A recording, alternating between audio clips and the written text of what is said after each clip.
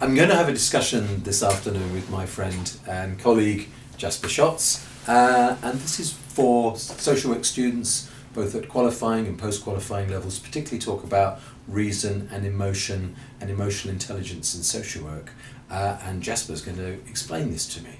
So welcome, Jasper. This is something that was really a very current issue for social workers. We know there's a huge difficulty about people in terms of how they sustain themselves within work. There's lots of turnover and volatility in the workforce.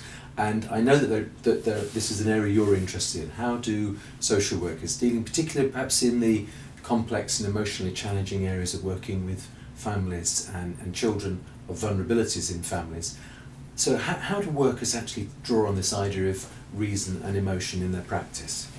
Well, Nigel, I went to a really fascinating conference yesterday at the University of Anglia, and David Howe, the Professor David Howe, started the conference off by looking at emotional resilience, this idea that what does the role of emotion play in social work practice, both in terms of what is the emotion of the social work practitioner, in terms of working in the realm of child protection with children and families, but also how does the emotion of families around child protection impact on the social worker. And it really was the most fascinating discussion because David Howe, who's just written this new book actually, The Complete Social Worker, talks about the concept of mentalising, which would be you get your mind around what you're thinking, what you're feeling about an area of social work practice, and at the same time you also get your mind around what the person you're working with, the client, is also feeling, and you take that into account in your intervention. I suppose it's underpinned by this person-centred or person-based approach to social work practice, where you use yourself, your person, as a tool for engaging the service user. But the value of emotional intelligence is to measure how involved, upset, angry, happy, joyful you might be, and to know how that's impacting on what you're doing. So perhaps we could just unpick some of those elements, because I think most of our social work students have got quite a long level of understanding, going way back to Carl Rogers, those sorts of ideas about person-centred practice. But I suppose that the idea of emotional intelligence is much more recent. I know David Howe's written about that quite recently, or a few years ago now. But there's some debate, isn't there, about whether there is such a thing as emotional intelligence. So perhaps you could try and convince me that what it's all about. Well, emotion is the poor relation to ration. Okay. Rationality in social work practice. It's interesting you mentioned Carl Rogers, because David Howe did yesterday, in terms of he bases his understanding of empathy or emotional resilience on the core value of empathy. That's one of the key premises for him. He has quite a gentle approach to emotional intelligent practice from his accounts yesterday, and that was interesting. And then, so I suppose it's based on the idea of emotion plays a place in social work, doesn't it, of course? We need to measure what we're thinking, feeling about something, to understand how it might be impacting on what we're thinking and what we're doing. And if we're more aware of our feeling and thinking, then it means in our assessment practices we might be more ready to actually assess other people's emotion and how it's impacting on them. So one of the feelings that families often feel in connection with child protection is fear. Mm-hmm. So it's very important for social work practitioners to be able to measure fear in families. But it's very difficult to do that if you yourself are feeling anxious as a practitioner. And you've used the word 2 or 3 times about measurement, because actually obviously people, probably Rogers wouldn't have used that word. He'd talk about recognition or acknowledge or something like that, whereas you're something more scientific, this idea of measurement. Now this is Howe and other people, are they talking about something more like cognitive behavioural approach, where you're scaling this idea of measuring? They're not actually, so maybe I've over-exaggerated that aspect of it. I mean, Gillian Rush, professor from Sussex University, builds it on what David Howe said yesterday very nicely, because she talked about financial and emotional austerity in social work practice, and she talked about social workers working with a lot of emotion in child protection, but actually not being supported by the organisations to actually manage that effectively. And so she suggested as one of the tools for emotional resilient practice the idea of reflective spaces where social work practitioners might come together around one case study where a practitioner is quite concerned about a family, and they briefly introduce the case study in no more than 5 minutes, and then a group talks about that process. Right. So that would be measuring the feeling in a different way. It would be really allowing for a greater deal of reflection, a wider reflection on what somebody's feeling or thinking about it. And also, importantly, she said about assumptions, allowing practitioners to have assumptions, to voice their assumptions, and to manage their assumptions in practice. To be able to actually explore the uncertain, the unknown, not to try to measure everything or be certain about everything. Yeah, right.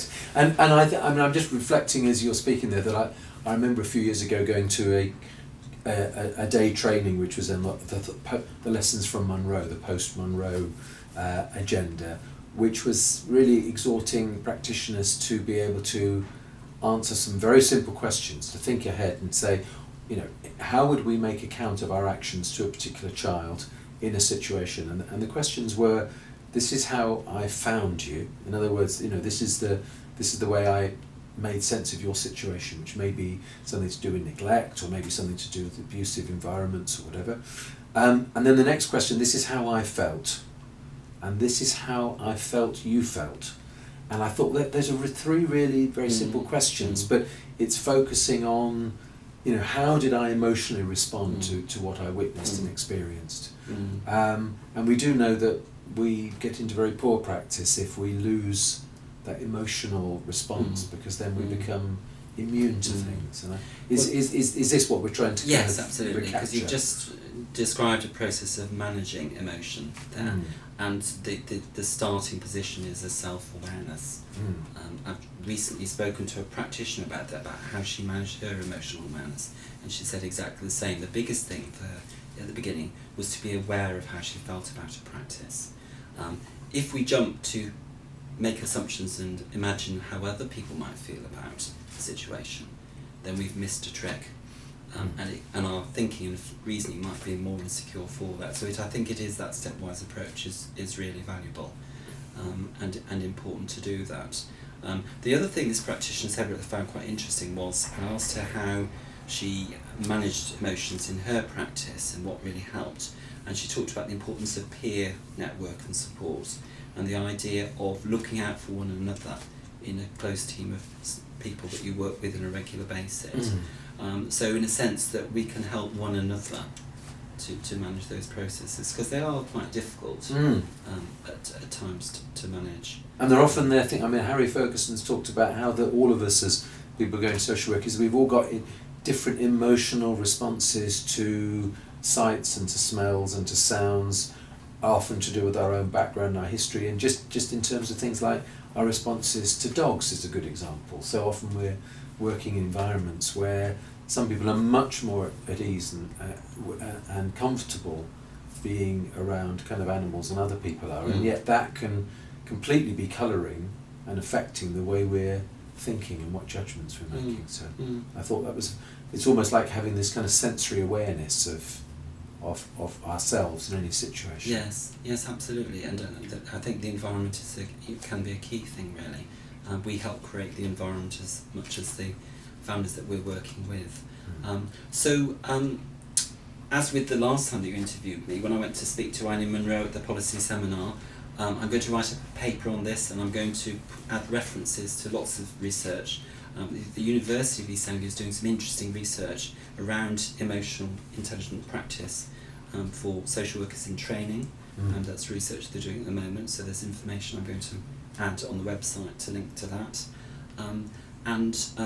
I spoke to David Howe at the end of the conference to ask him what struck him most, what he learned himself from the conference, and he said to me that the most interesting moment of the conference for him was when a family therapist talked about applying his approach of mentalising with families with complex problems, his view of emotional intelligence is, like I said, it's a very gentle, empathic approach. Her approach was slightly different. There was more challenge involved. There was more flexibility in terms of when you might be more emotionally sensitive and when you might be more procedural or more challenging in terms of the boundaries around a parent's behaviour. So I think it's an interesting area of practice. It's very much the poor relation of ration and reason in social work practice. But I would like social workers before they go into practice to think about how they might use emotional intelligence and become ready for practice, and then become resilient when they're working in social work practice, and more aware of some of the strategies. So in the paper I'm going to identify a few strategies that they might want to think about. Well, I look forward to reading that then. Thank you very much indeed, Jasper. Thanks. Thank you.